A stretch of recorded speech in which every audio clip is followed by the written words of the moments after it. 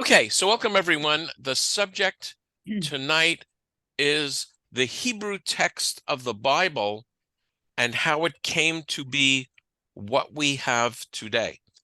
And I know I mentioned this a lot, and the article kind of goes over it sort of briefly. And my goal is to go from tonight's article, maybe next week, to really discuss trope and both how the text is chanted and the different chanting systems around the world, and then also the to get at least some exposure to the grammatical issues with trope. So here is the basic issue as we jump into it. In biblical times, certainly before the the temple was destroyed by the Babylonians and so on, the Israelites were speaking Hebrew. Scholars believe that the current text of the Torah was pretty much fixed by the 4th or 5th century BCE. So we have evidence of written Hebrew. We'll see in a moment that even go back a few hundred years before this. And scholars believe that the text of the prophets also around this time frame, and the end of the canonization of the Hebrew Bibles around the year 90 of the Common Era. But the text was written largely without vowels. And, when I give this talk, which is on my website about the joys of Hebrew, if I have two consonants, H and T, that can mean hit, it can mean hot. If you add different vowels, it can mean hate. So if you just have two consonants, you don't know what the word is. So you have to understand it from the context where the word appears in the text, which actually has implications for the nature of Hebrew. It's very much a storytelling and contextual language. And it also leaves some ambiguities. And I would say scholars believe that sometime even before the Common Era, Hebrew was not necessarily a common spoken language. It was certainly the language of prayer, but not the language that children would speak from the cradle. So the issue then would arise: what are the sounds of Hebrew, and how do we know what they should be? So as we will see, around the 8th century or so, Common Era, a group starts to set out to do two things, and we'll read in detail about it. One will be to have almost a phonetic system of how to pronounce words. And the phonetic system is going to introduce vowels so we can differentiate between words like hate and hit. And then the second would be to fix the text, because as you can imagine, there are lots of different texts floating around. And the question is, which one is the correct one? And it's in this situation, it's not always clear that the oldest text would be the most correct text, because it may have problems in it which get resolved in later editions. Alan, you have your hand up. I have a question about what language the Israelites are thought to speak. Well, I guess at the time of Mount Sinai, we believed that they must have understood Hebrew because the Bible was created in Hebrew. But I was thinking along the way, this other language called Aramaic was some kind of evolution. I'm calling it that, but it might not be the right way to say it. That's right. From biblical Hebrew, we got to Aramaic in a way that I like. That's where I'm going with this. It was kind of a blend of the vernacular in the way that Yiddish became a blend of Hebrew and German, and so far. So I'm looking for a little context for. Yeah, Jared, do you want to comment? Well, I could give you the short answer, which is everything changes, right? And so it started You mentioned the time of Mount Sinai, and then the question is, well, when is that? Right? I mean, it's a good question, right? I mean, because we don't Yeah. really know exactly when that was, but let's just call that 12th century BCE, maybe, or something like Right. that. Right around the Way time of the back then. exile. Yeah, There right. was no Hebrew as we would know it. If you took even a Hebrew speaker from 2,000 years ago, they wouldn't understand what those people were saying at that time. So, but Aramaic was a common language that was around for a long time, kind of like what the Roman language would be later on, or Greek and then Roman. So it was a common vernacular, right? So Yeah, and my sense is Aramaic is later than Hebrew as Oh, a yeah. spoken It's language. hard, but some of it's before and some it's after the earlier form. And then what Hebrew? So we were talking about Hebrew. Now Hebrew changed a lot too over the text. Yes. I mean, this squared off kind of font that Well, we're all familiar we with. have a separate issue with the language and the font. Yeah, but they're connected, obviously, right? And so earlier Hebrew, Proto-Hebrew, if you will, looked very different, and there were vowels, by the way. They kind of there's a lot of reasons why we can get into here why they disappeared, but I mean, Aleph, was an A kind of thing, and later on it kind of isn't, but it still is. Anyway, so um, there were common languages, but maybe summarize like this: whoever was kind of the boss in the region was the language that people were speaking. So, in the Roman era, you would have spoken, what they spoke, right? In Greek era, you would have probably spoken Greek. So my general understanding is, and I'm not a scholar in the field, is that there is an ancient Hebrew, and we're going to see some evidences of it as far back as 8th century BCE in this article. And if scholars are correct, and the Torah is in its current form around the 4th or 5th century, 3rd, 4th, 5th century BCE, that's a pretty extensive Hebrew document. And of course, we have the Dead Sea Scrolls, which are largely in Hebrew. And so now we're talking about, roughly, the year 0 or so, so 2,000 years ago. But everything I understand is that around the time of the rabbis, and loosely, I would say around the time of the Dead Sea Scrolls, people are speaking Aramaic because as Aramaic evolved, it was spoken in lands more widespread than just Eretz Yisrael. I don't know, speaking, maybe writing, more than speaking, but at the time you're talking the Greek era, they would have been speaking Greek. Yeah, so Greek now is like 3rd or 4th century BCE. Yeah. Yeah. So Yeah. And then the that's other thing, which I find wonderfully complicated, and misunderstood by almost everyone I speak to about this, which I find actually amusing, has to do with font versus language. So, for example, if I say the word shalom is a Hebrew word. Its language is Hebrew. If I write it out SHALOM, I'm writing it. I don't even know. I'll just call them using Roman letters or English letters. So the font is, I'll say English. The language is Hebrew. There was an ancient form. I actually don't have a chart of this. Maybe I'll do some more research and include it next time. There was a Proto-Hebrew, an ancient form of Hebrew. We'll see some examples of that as a font, but certainly around the time of the Dead Sea Scrolls, that Hebrew language is being written in an Aramaic font. The typical square letters that you're used to seeing as Hebrew are actually not Hebrew, they're actually Aramaic. And there's actually discussion in the Talmud about it.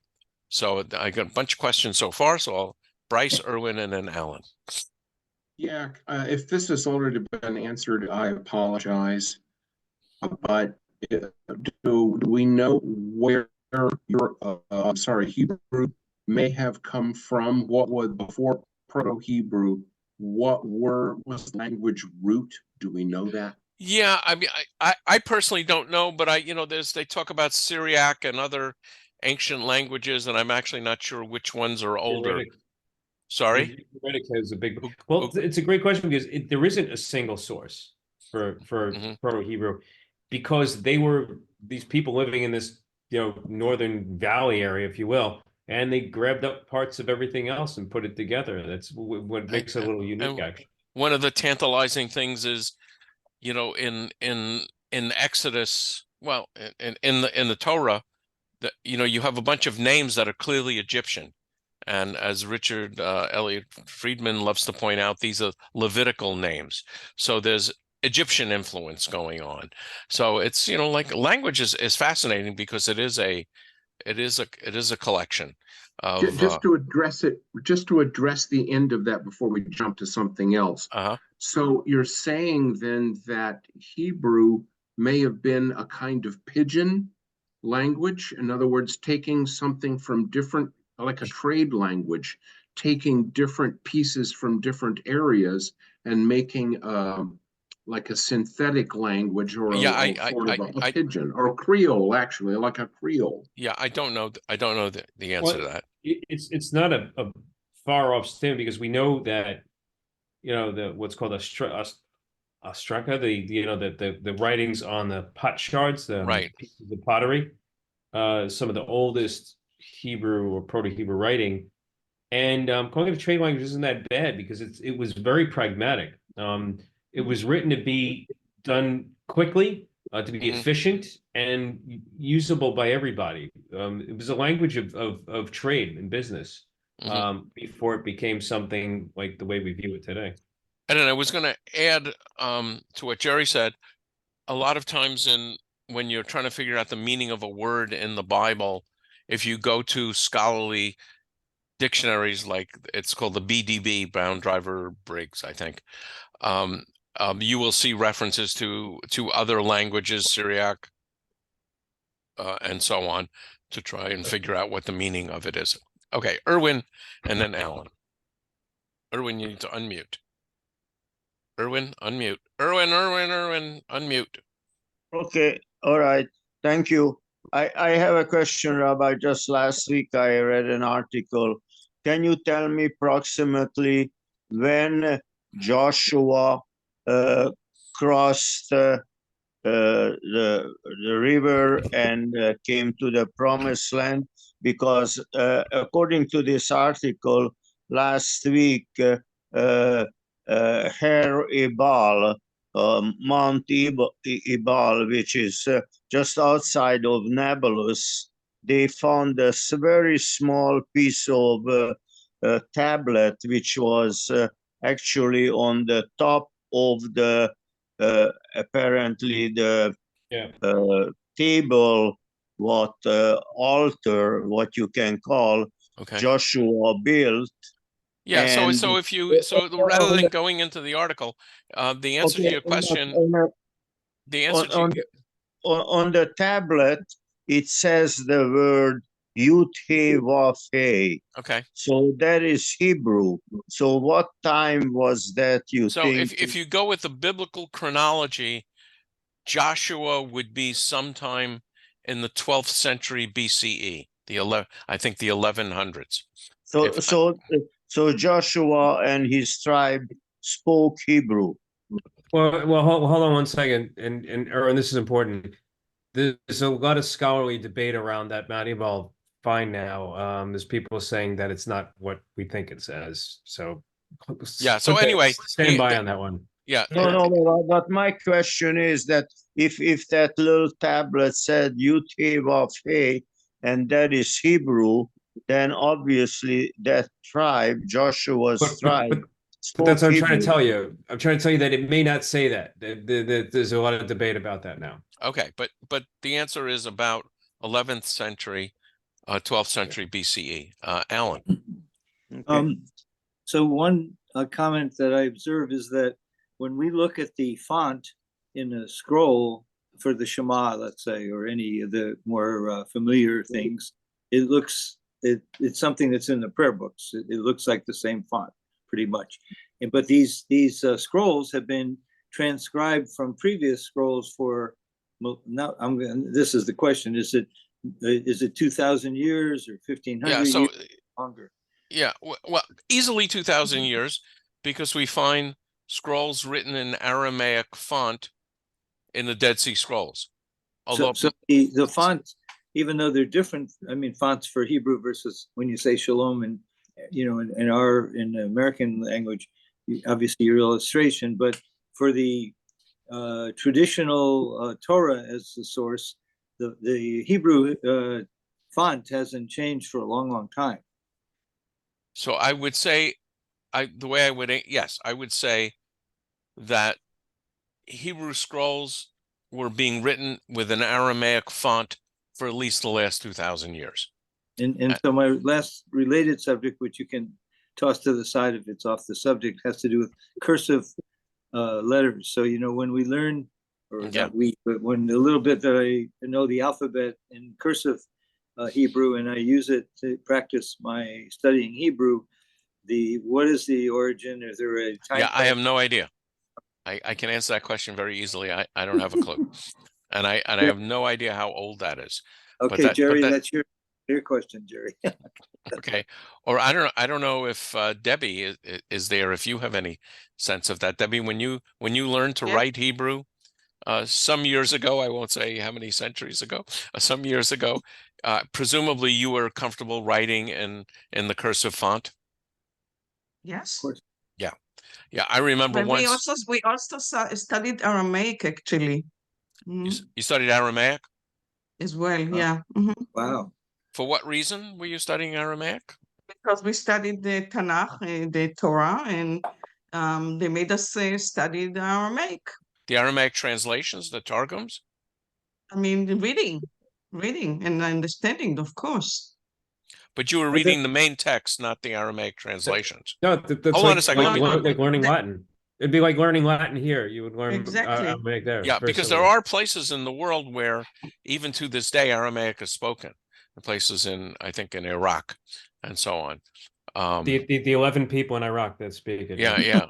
And of course, if you're studying, you know, to be a rabbi, particularly, I would say in the conservative world and the Orthodox world, Aramaic is very important because the Talmud is largely Aramaic. So, Hold on a second, Rabbi, Alan. Hold on, Alan. Well, mine sort of relates to the prayer books. The only Aramaic text that I, you know, offhand is the Kaddish. Is there a lot of other places where I'm not aware that there's Aramaic that's introduced into our let's say Reform travels? So the traditional ketubah is written in Aramaic. You know, Chad Gadya song in Passover is written in Aramaic. I think about a third of the book of Daniel. I can Yeah. never remember if it's a third or 2/3. The book of Daniel is written in Aramaic because it's a very late book. May I Uh, add something? Thank I'm you. sorry. May I add something? Sure, of course. We have a good evening to everyone. We have a group of people, we call them a Shomronim. They speak Aramaic beside Hebrew. Okay? And Okay, and this is a group in Israel? in Israel, Uh-huh. yes, they're living in Holon, but they come Okay. from the West Bank. Oh, that's interesting. Okay. Yes. The And Shomronim. Aramaic and Hebrew, I often say, this is my uneducated guess, are a little bit like Spanish and Italian, that a lot of the words in Aramaic are very similar to the words in Hebrew. But anyway, I don't want to necessarily get into that. Rabbi, Yeah. Spanish and excuse- Portuguese, that's another one. Go ahead, Erwin. excuse my arrogance, but I would like to know that in Exodus, just before Moshe Rabbeinu dies, he says to the people that every 7 years they have to read the Torah in public.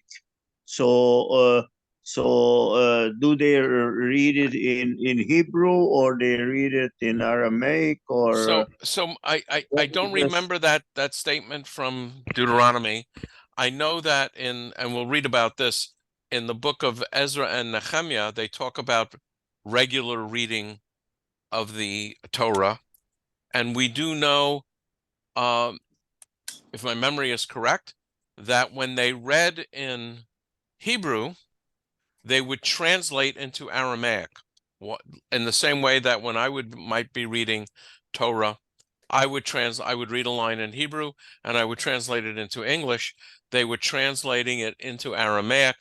And if you look at most traditional texts, Orthodox text of Hebrew, of Bible and Torah, you will always find a translation into Aramaic, and you'll almost always find Rashi's commentary. So as Cheryl's posting some fun stuff. By the way, my understanding is the word abracadabra, I don't know if that's one of the words in that article, is actually Aramaic. Abra, I will speak. I will create. Bara is to create. Kedabra. Rabbi, Yeah. Rabbi is in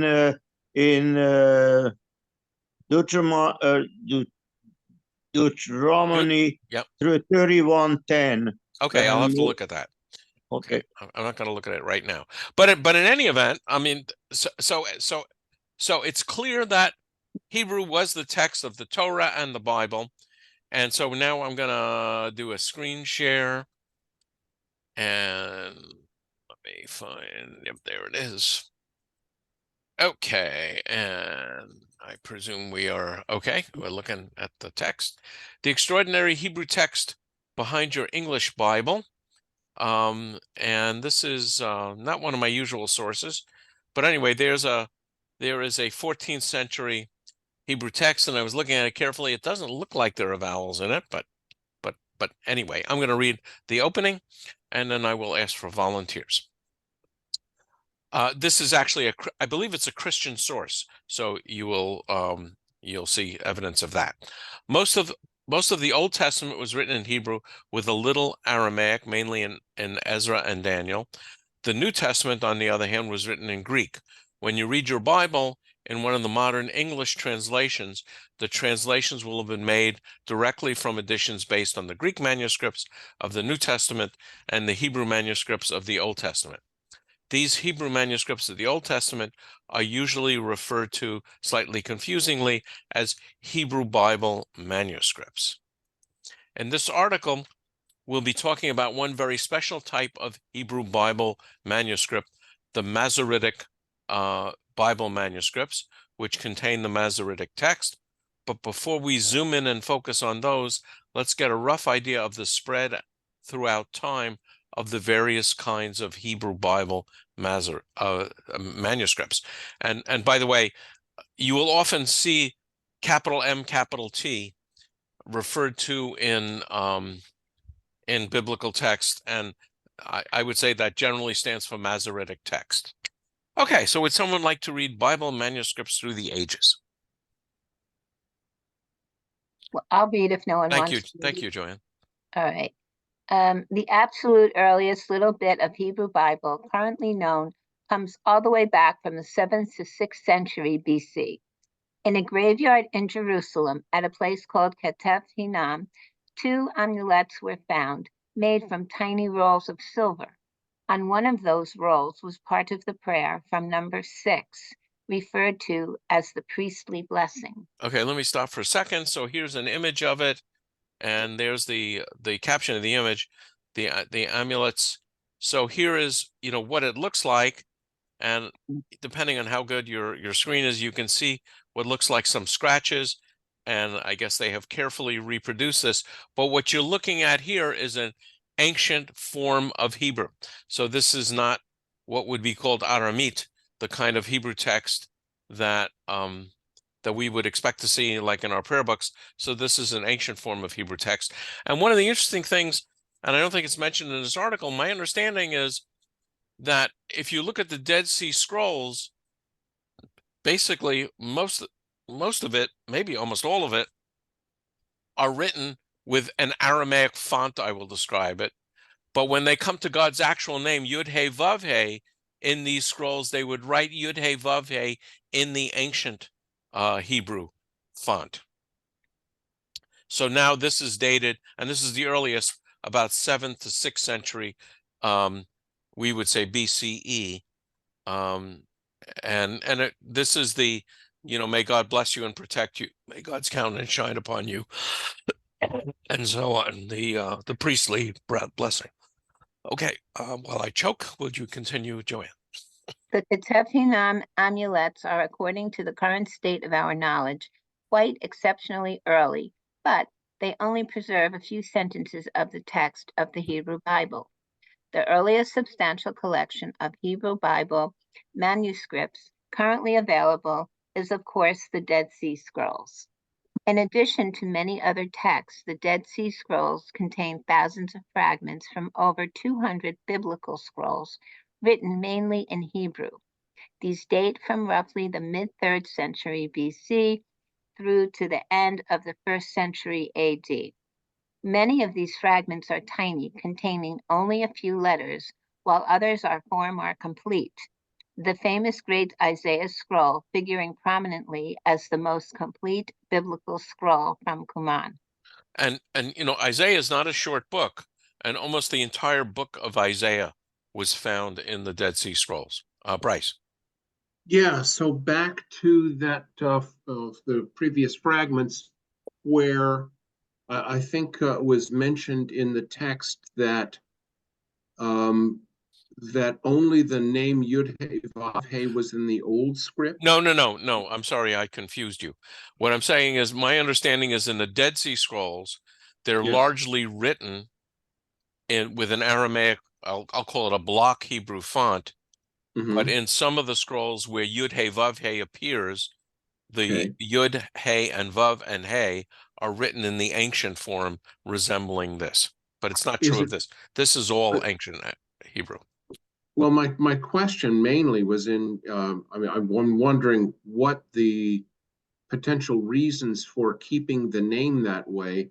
Is it, something occurred to me, it may be wrong, maybe Jerry could weigh in. But is it possible that there is a difference in translation, or that Aramaic doesn't capture the exact right sounds that the ancient Hebrew might in pronouncing God's name correctly? Yeah, so when I say Aramaic, I just mean the font, not the sound. And the answer is, we don't have the foggiest idea what Hebrew sounded like or Aramaic sounded like during these days. The only evidence we have are the fact that it was an oral language, and presumably, you know, children learned from parents, and it was handed down. And only in roughly, you know, the time of the Masoretes, the 8th century, did anybody think to make it into a phonetic formulation. But I've never heard it suggested that that's the reason. Okay. Would you like to continue, Joanne, please? Okay, but I think I already read this. She did. Okay. So the Dead Sea Scrolls provide us with our earliest large-scale collection of Hebrew Bible manuscripts, an explosion of textual data from the centuries immediately before and after the death and resurrection of Jesus. They are a resource of unimaginable significance, though not without the limitations. Most obviously, the great majority of the scrolls are highly fragmentary. Of the 950 verses in the book of Proverbs, for example, the scrolls preserve only fragments from 48 verses, many which are represented by only a few extant letters. And that's interesting. It's implicit in the text that Jesus was resurrected. As I said, this is a Christian source, but I looked at lots of different articles, and Yep. I thought this was a good one. Oh, I'm just saying it just jumped right out at me. That's all. Yep. Your audio is disconnected, Rabbi. Oh, no, I had the is that better? Oh, Yes. yes. Yes. Yeah, sorry, I had my I've got a little bit of a cough. Alan, go ahead. I was on the reference you made to being based on a Christian source. I was going to say it was because the dates were given AD. Yes, But- yes, and Old Testament. Yeah. Bryce's answer is actually better. I mean, more better. It's clearer, certainly. Yes. Yeah. Okay. Okay. Joanne, you want to continue? Sadly, I think. Sadly, after the Dead Sea Scrolls, the trail goes cold in our hunt for Hebrew Bible manuscripts, though manuscripts containing translations of the Bible into Greek, Latin, Syriac, Ethiopic, and other languages have survived in relative profusion. For the next 700 or 800 years, we have only a handful of Hebrew Bible manuscript remains. Scrolls of the Hebrew Bible must have continued to be produced and used, but very few traces of them survive. The few scroll fragments we do have from towards the end of this dark period have only survived by dint of the fact that they were stored away from burial according to Jewish practice then and now, but by happy providence never received that burial. So just a word of explanation. I think we've talked about this in according to Jewish law. I think there are 7 words which represent God's name or references to God. Words like Adonai, Elohim, El Shaddai, and so on. Adonai Tzvaot. And according to Jewish law, if you have a text with one of those names, you can't simply throw it away. There are 2 options. One is that you bury it in a Jewish cemetery. And the second option is you store it away in a room somewhere and let it turn to dust. And the second is called the Geniza. And one of the sources of a lot of old scraps, as they're mentioning it, is the Geniza that was in Cairo.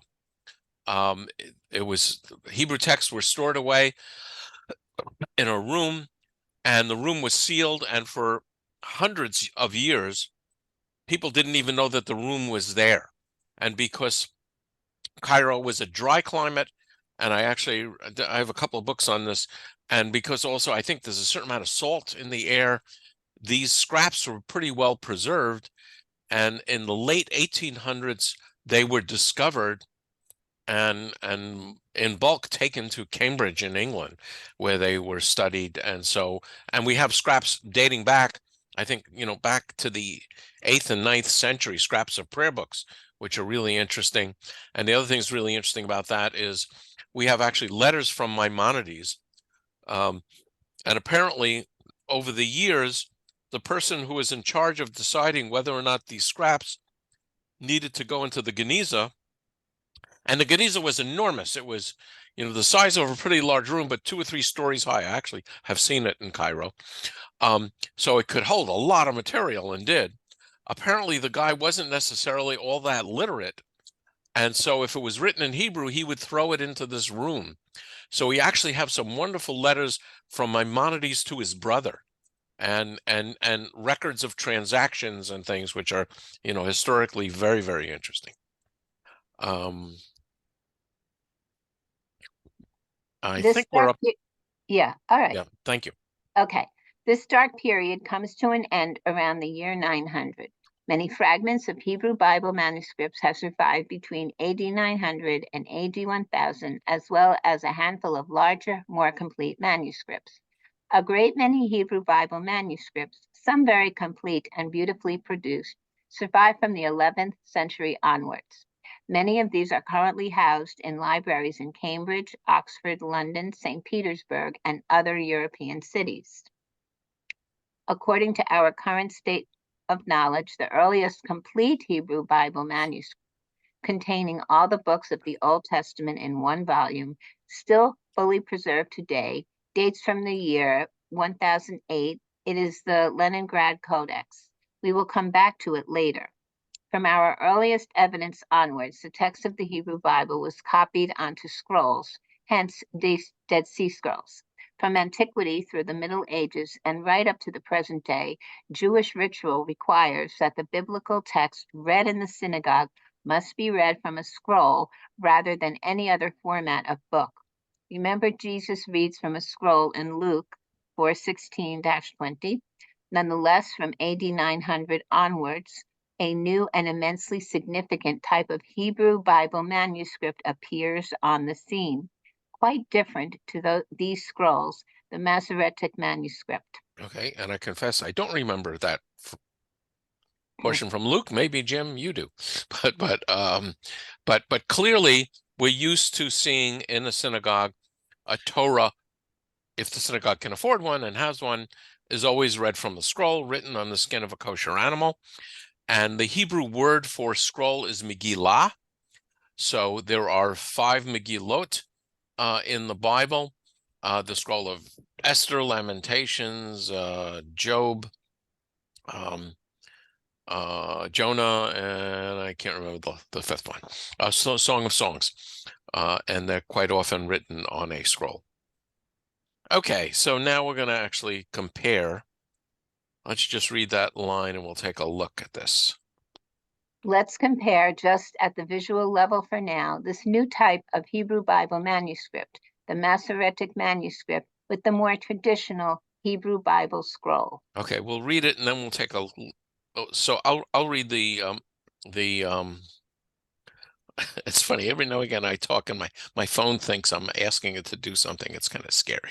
The contribution of the Masoretes is seen by comparing the Codex Leningrad left with the Taylor Schechter NS middle. This looks like a Torah scroll to me. And the Great Isaiah scroll, this would be from the Dead Sea Scrolls. So why don't you read a little bit from here and we'll come back and take another look at this, Joanne. On the left is a typical page from a Masoretic manuscript, the Leningrad Codex, written in AD 1008. The Middle Ages show part of a scroll of Genesis from around AD 900, while the images on the right are part of the Great Isaiah scroll from about 100 BC. The Genesis scroll and the Isaiah scroll are thus separated in time by about 1,000 years, but apart from the parchment color and script style, they are quite similar, certainly when compared with the Masoretic manuscript. The Masoretic manuscript, unlike the scrolls, contains long notes in the top and bottom margins and little notes squeezed between the columns of the biblical text. Looking more closely at the text itself, the Masoretic text appears to have all sorts of dots, lines, and circles above, below, and within the main letters, which are totally absent from the text in the 2 scrolls. Okay, so I'm going to try and do a closer view to see how this works. I don't have a touch screen here. Whoops. Okay, so this here, I presume you can see that I've increased the size of the text. Okay, so this is the Masoretic text, and you can see 2 kinds of things going on. One, the main thing to see visually is there are things that are above the text, and there are things that are below the text. And those of us that read Hebrew would recognize some of these as vowels. So that's clearly a vowel. This is the word Elohim. That's a vowel. That's a vowel, Shamayim. And then there are other markers here, which are Masoretic markings, which most of us would call trope and associate with musical value, but they also have grammatical value in the way that a comma or a parentheses would have a grammatical value. I'm going to just look at the other texts for a second. So this, they said it's from like 1,000.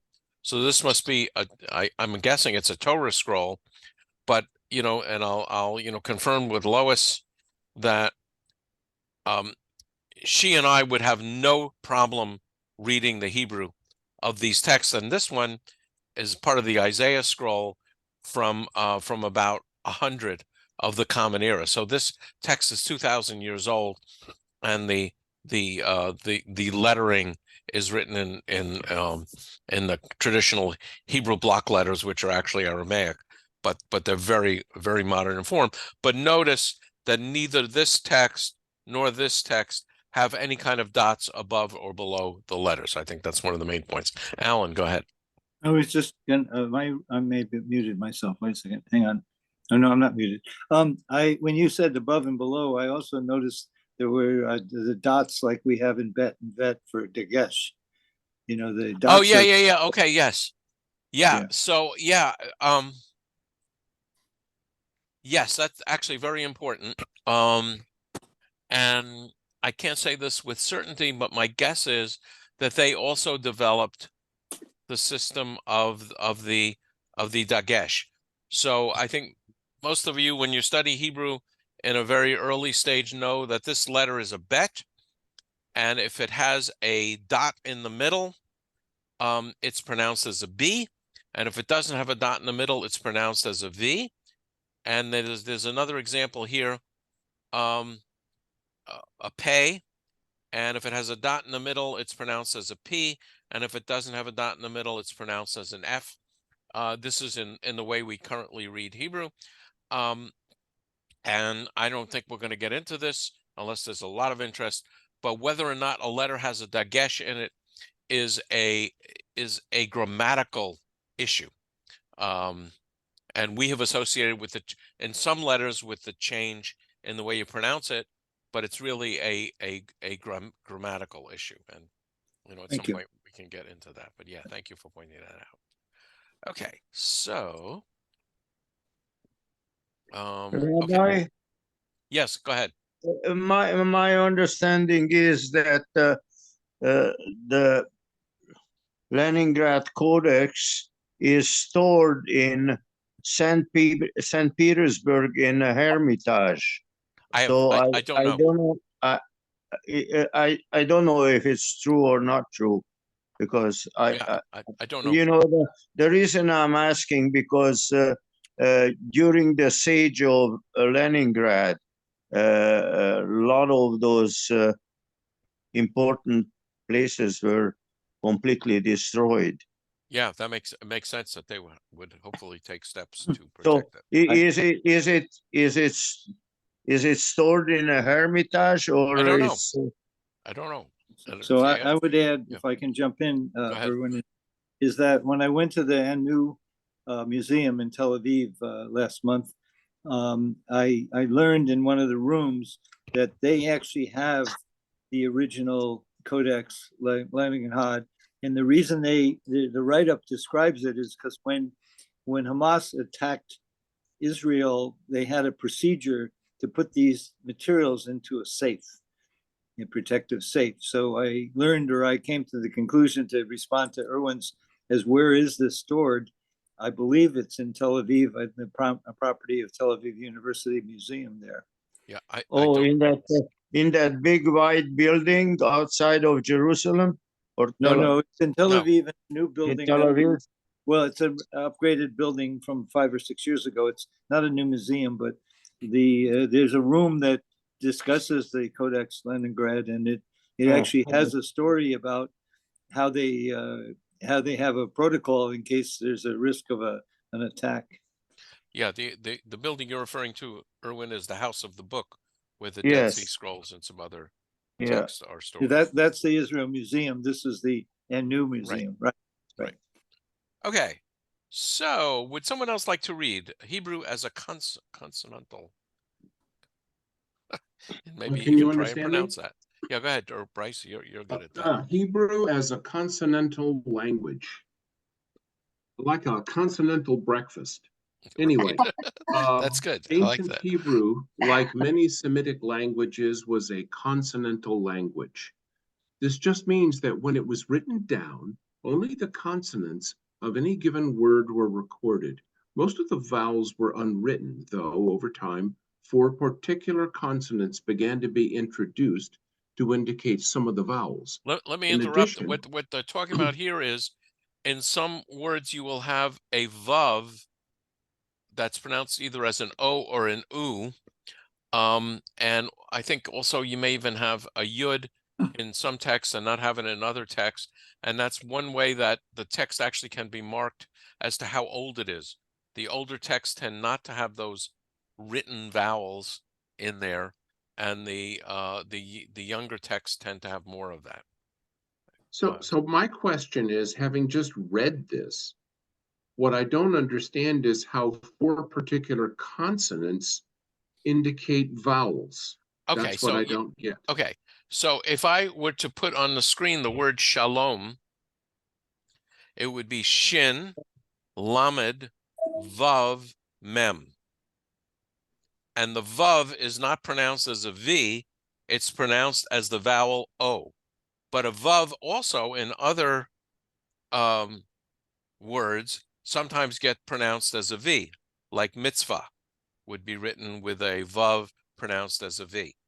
And you can tell in modern Hebrew really easily, because if it's a consonant with the vowels, it will have a vowel associated with it. Like mitzvah has the vowel ah under the vav. So I don't know if that's helpful or even more confusing. It's a little hard to do without, displaying it, but I understand it's probably very subtle. it's not so subtle, but okay. Well, it's certainly subtle when you try to talk about it. Well, it's subtle when I try and talk about it without illustrating it. That's what I go ahead. mean. That's what I'm talking about. In Yes. just speech, Yes. it's a little subtle. Yeah. Yes, Alan. This is going to fall into trivia that you're going to say you shouldn't have said it, but I'm going to say it anyway. So we're in the Torah portion of Shmini, and in the middle of Shmini is actually determined to be the actual center of the Torah, and the center letter is a vav. Ah. Okay, and Vav actually has some great mystical issues. Right. And I was once in a class, I can't resist this. Larry Kushner was talking about it, and I asked that great question, which you all understand. What's Vav got to do with it? Oh, no. I got a good laugh at that class. Okay, Yeah, another one. so let's continue, Bryce, with in addition. In addition, there was little to no punctuation in the earliest written forms of the language. So, for example, the phrase, the king's word, would be written with the following consonants. So we just have Yeah. consonants there. I would read it as Diber HaMelech, and there it is in translation. But there's just consonants, so, is it Dibur? And so now they're going to point out that it can mean several different things. So let's continue, Bryce. This aspect of the written form of the language means that frequently a given word or phrase can be interpreted in multiple ways. So, for example, the phrase above could be read as intended, the king's word, but it could also be read as the king spoke. Speak, O king. Speak, appoint a king, or even plague was enthroned as king. Yeah, because the word plague is dever. You may remember that from your pinky on Yeah, Passover, right? Dever, everybody remember that? So it's the same vowels as the word to speak. So this could be Diber HaMelech, Dibur HaMelech, Dever HaMelech, the plague of the king.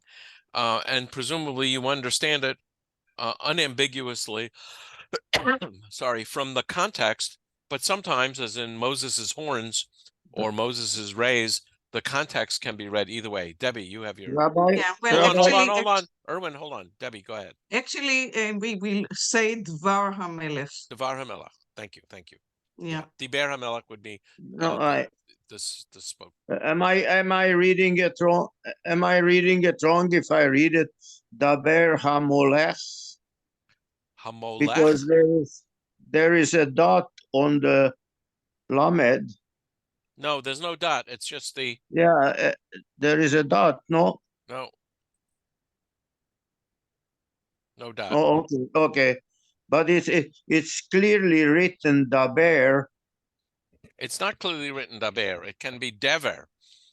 But that's exactly the whole point of this little paragraph, is it's written without vowels. So in the abstract, we don't know what it says, but presumably from the context of the text, we would know what it says. But that's exactly the point.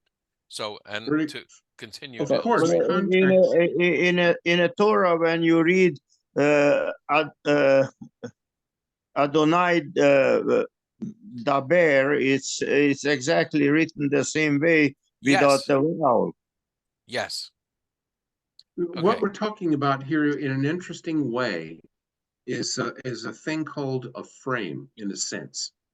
And in DNA, if you look at DNA base pairs, I'm not going to get into details, but wherever you start the reading frame changes what you get. So there have to be ways to make things unambiguous. Same things with language here and in machine code for computers as well, where you make the reading frame changes everything. Yes, which is So, the reason why we needed the Masoretes. That's really the context of all of this discussion. of course, context is almost always sufficient to clarify such ambiguities. Imagine if my wife gave me a heart-shaped card on Valentine's Day with the following text: "Will love it forever."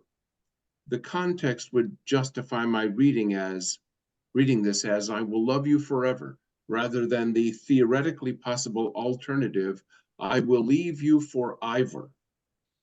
Context is a wonderful thing. I feel loved and appreciated, and Ivor gets to keep his front teeth. I like that example. Nonetheless, even in context, some ambiguities remain, occasionally theologically significant ambiguities.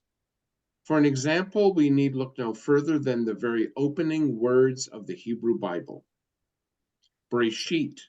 So so yeah, forth. so I would read it Bereshit. Well, the traditional reading would be Bereshit bara Elohim et hashamayim ve'et haaretz v'haaretz hayta tohu v'vohu v'choshech al pnei tahom.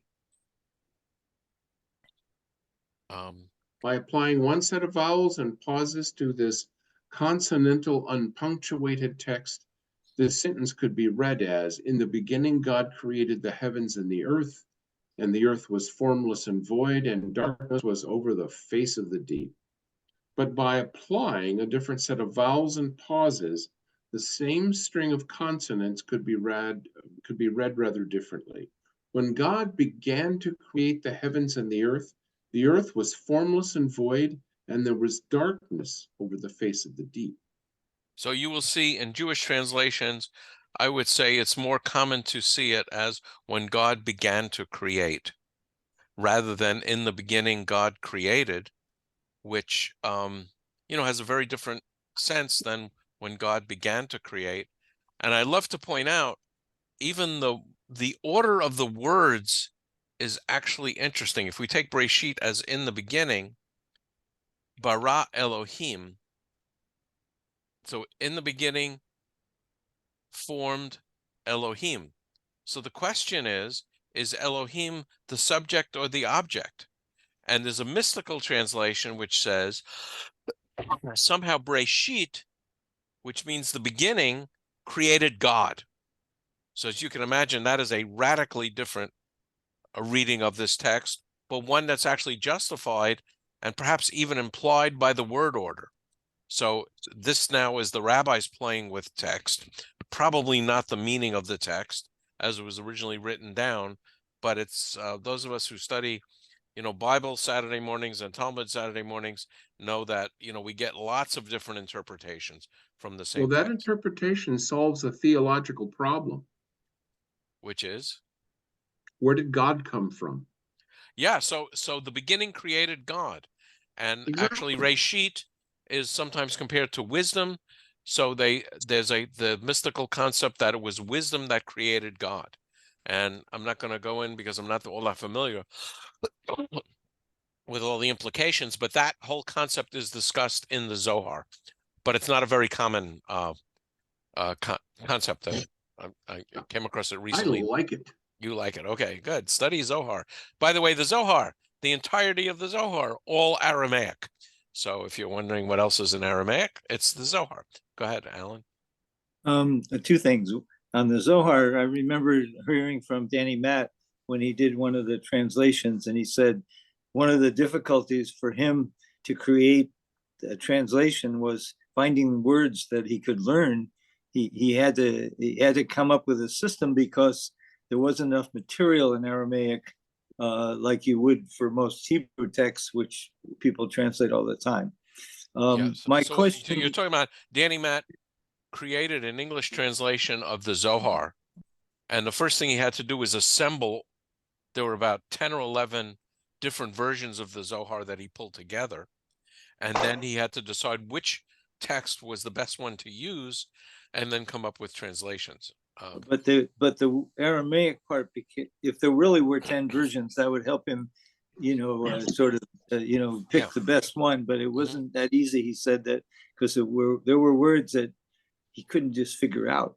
It was a Interesting. challenge, Okay. but he did figure it out. My other question has to do with when you, Rabbi, when you said the two ways at the beginning of the first verse of Genesis as the most common one about where you said be created, beginning, creating, not created, right?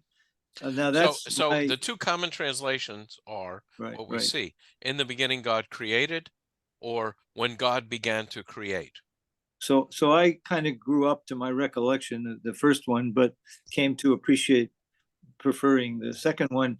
But is that, which of those, if there's an answer, do the traditionalists like Orthodox or very or ultra Orthodox, which translation would they try to interpret? I'm not sure. I would Okay. say this one seems to imply creation ex nihilo, creation from nothing. God created the heavens and the earth. Right. And this one, slightly different, when God began to create. So it's a slightly different context. And I always talk about the fact that none of them are literal, because Bereshit actually means in the beginning of, and it requires a noun, but the second word is a verb, not a noun. Rabbi? Yep. Can I ask a question? I just opened up my Tikkun, okay? Right. In any page, for instance, I'm just reading it, Daber Adonai, and when you read Daber, the Resh has, you know how the Resh is written, and it has a long line, and the end of the long line, there is a dot. So if you don't know, how do you read that? Well, first of all, in a tikkun and in a Torah scroll, you will never find any dot. It's only in the No, I Masoret. understand that, but so that's what I'm asking is, there is so many different, maybe different way that how the who writes the Torah scroll, So what you're really talking about is almost like an upside down tail. Almost every letter. We'll take a look at the way Hebrew No, appears. it is like when you see Daber, the Resh has a long horizontal line till it comes to Adonai. And Yeah, what you're talking about now is something completely different. And that is the scribe has to do right and left justification of the columns. Okay. And sometimes they don't plan so well, so they write an elongated letter. Oh, I see. That's the Okay. only thing it has to do with. Okay. Yeah, we'll take a look at it. And if they plan better, they would not have that problem. Okay. Bob Selfie. How rigorous is the grammar? How rigorous is the grammar? Yeah, I mean, because is there for instance, in Latin sentence structure, you have subject, object, verb. The verb is always at the end of the sentence. At the end of the end of Okay. I understand the question. So, what I would say is grammar comes out of a spoken language, is not part of the framework of building a spoken language.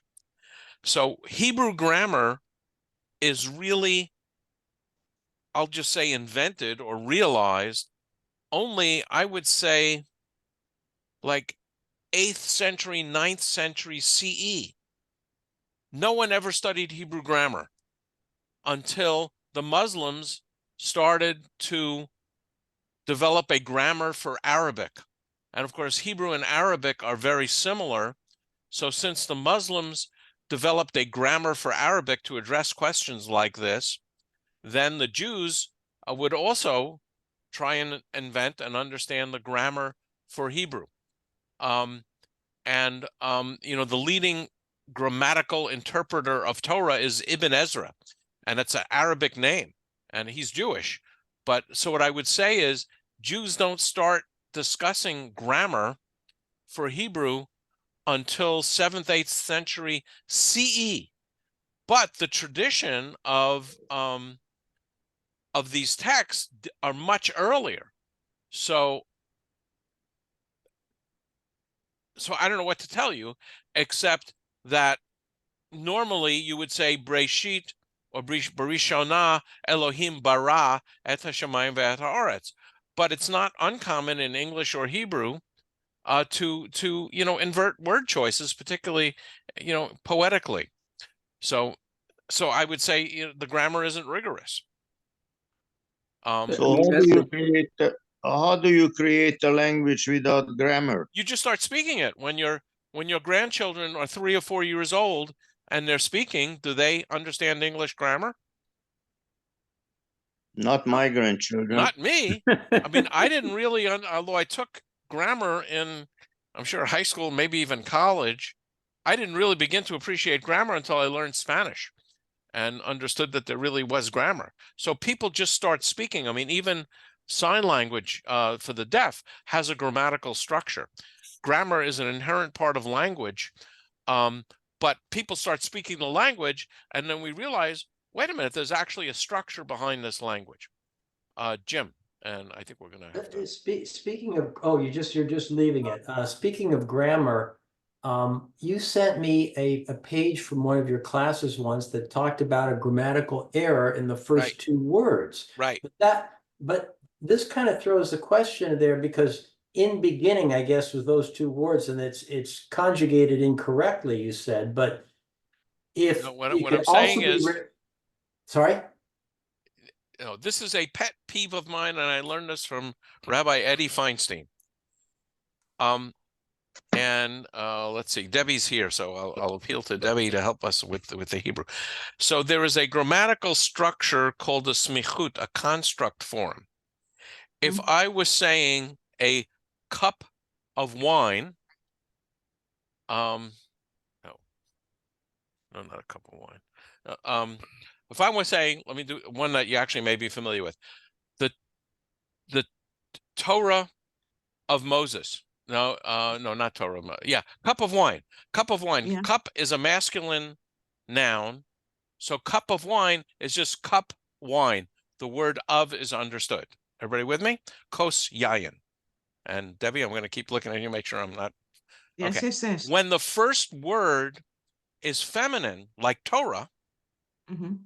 you wouldn't say, if I wanted to say Torah of truth, I wouldn't say Torah emet. I would say Torat emet. Okay, Debbie's Sure. nodding. Good. I feel much better. So if I wanted to say, and I'm looking, I'll blow it up a little bit just for fun. If I wanted to say, whoops, where is it? I lost it. Sorry, I'm trying to be too cute here. Okay. Next time I buy one of these, I'm getting a touch screen. Okay, so if I wanted to say in the beginning, I would say Barishona. But Bereshit is in the smichut form. Right. So and according to the rules of Hebrew grammar, you need a noun in the beginning of something. But the next word is a verb, bara. So what Feinstein, and actually Rashi, a few years before Feinstein, says, this just screams in Hebrew, darsheni, interpret me, because you can't translate it. So what's the reason that a noun is missing? No, it may be that this originally was Barishona, and it's been a scribal error over the years that made it into Bereshit. But of course, Rashi and the rabbis would never say that. What they would say is, what God is teaching us is that we can't simply translate text. We have to interpret text. And my somewhat cutesy-poo line about this is God puts this lesson between word 1 and word 2 of the Torah, so those of us whose attention wanders a little bit won't miss it. But I will say, that I don't see that discussion very often from mouths other than mine. But I'm Well, pretty sure it's correct. Yeah, if somebody would have loved to make it really understandable and sure that Elohim, who the one that created the world, would say most probably, אלוהים ברא לראשונה את השמיים ואת הארץ. Right. So it would be Rishon, not Bereshit, and you change the Yeah. word order. And then another interesting thing, and I think we'll end it there and we'll pick this up next week, is I think some of you may know that the word Elohim has a plural form. I mean, you might say gods, but clearly we're not saying God. We're not saying gods, we're saying singular God. And one of the interesting markers here is the verb is in the singular. If we had a plural Elohim, meaning gods created, it would be Elohim baru rather than bara. So although Elohim is in a plural form in the Hebrew text, we understood it to mean one singular God because all the grammatical adjectives and verbs associated with that word are in the singular. I don't know if that's more confusing or helpful. But let's see. Let's read one more paragraph, and then we'll start at the next page next time. Bryce, even in cases? Even in cases like this, however, the threat of ambiguity is more theoretical than actual. From the earliest stages of the transmission of the Hebrew Bible, the text was read out loud, not just stared at mutely. Remember Nehemiah 8 and Acts 15:21. For the law of Moses has been preached in every city from the earliest times and is read in the synagogues on every Sabbath. Reading the text out loud obviously required the proper vowels and the proper pauses to be added in the correct places, thereby annulling the great majority of these potential ambiguities. Yeah.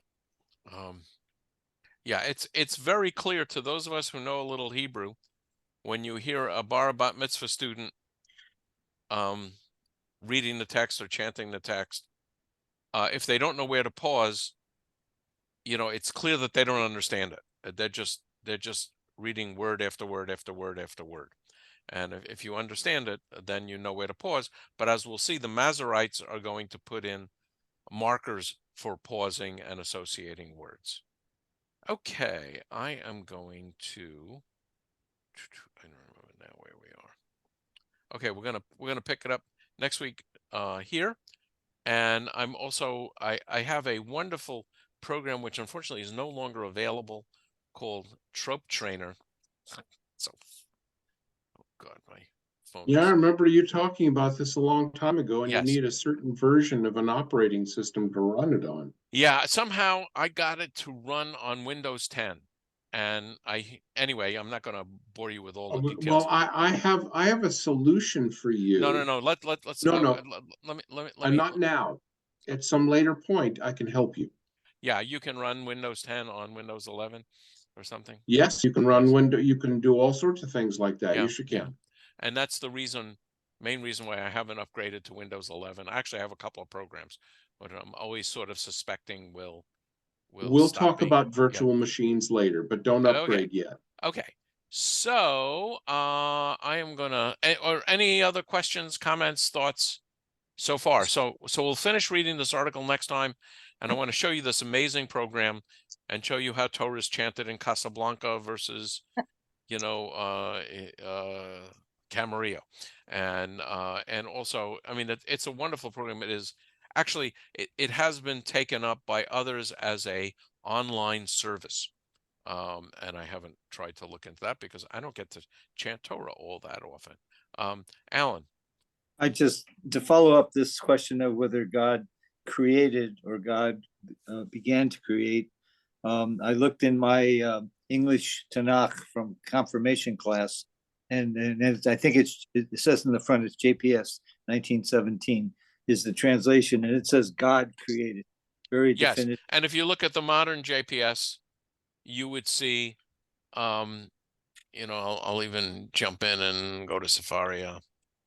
If you look at the modern JPS, you will see it will be when God began to create.